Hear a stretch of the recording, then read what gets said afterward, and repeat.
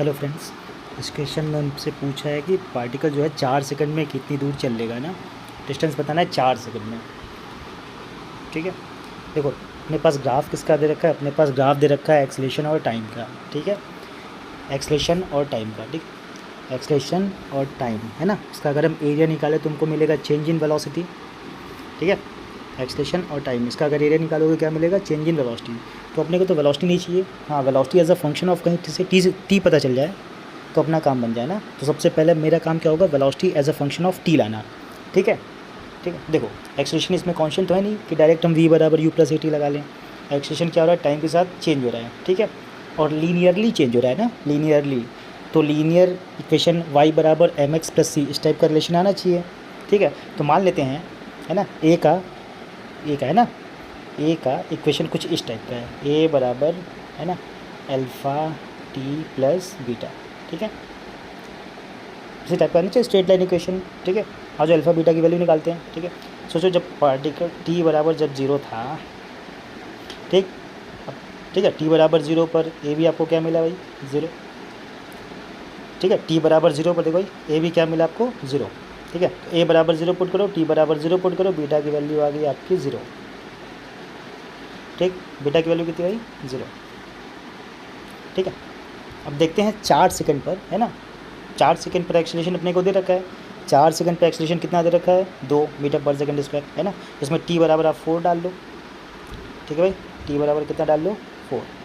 तो एट ठीक है 4 सेकंड है ना, तो 4 सेकंड पर ना, 4 सेकंड पर ए की वैल्यू कितनी दे रखी है अपने को, 2 मीटर पर सेकंड स्क्वायर।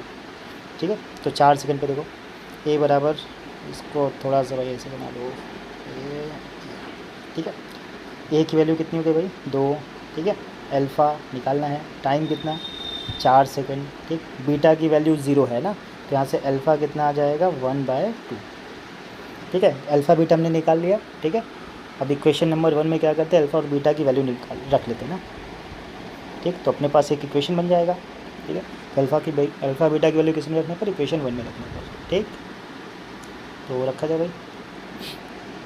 देखो अपने पास एक्सप्रेशन कैसा था, ठीक, ए बराबर है ना alpha T plus beta types, इस टाइप का इक्वेशन था। ठीक है, ए बराबर अल्फ़ा की वैल्यू कितनी आई थी, 1/2। 1/2 का मतलब क्या हो जाएगा, t/2, और बीटा की वैल्यू आई थी 0। तो ए बराबर कितना हो गया, t/2। ठीक, ए पता है तो v का फंक्शन निकाल सकते हैं है ना।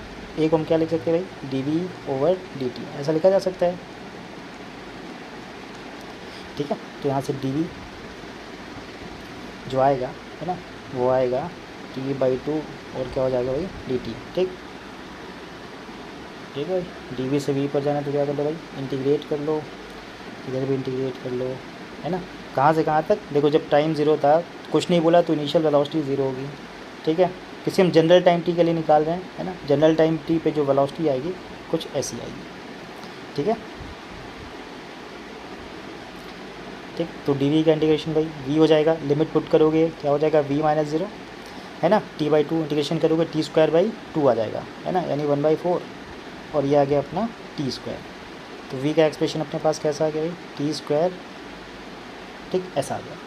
ठीक, अब v पता है तो क्या करते हैं, पोजीशन निकाल लेते हैं ना। तो इसको लिख दो भाई dx/dt। ठीक है भाई, ये हो गया तुम्हारा t²/2। ठीक, तो यहाँ से जो dx आएगा कितना आएगा भाई, t²/2 और क्या हो जाएगा dt। फिर से अगर dx से अगर आपको x पे जाना है तो क्या कर लो भाई, इंटीग्रेट है ना, dt से t पर जाना है तो फिर से इंटीग्रेट।